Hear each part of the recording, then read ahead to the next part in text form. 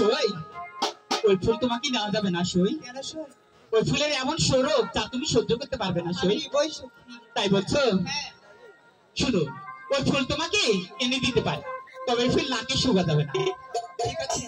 শুনবে না তো? তুমি তাহলে বসো, আমরা ফুল নিয়ে আসবো। চলো আমরা ফুলের সন্ধান। তাই? হ্যাঁ ঠিক আছে।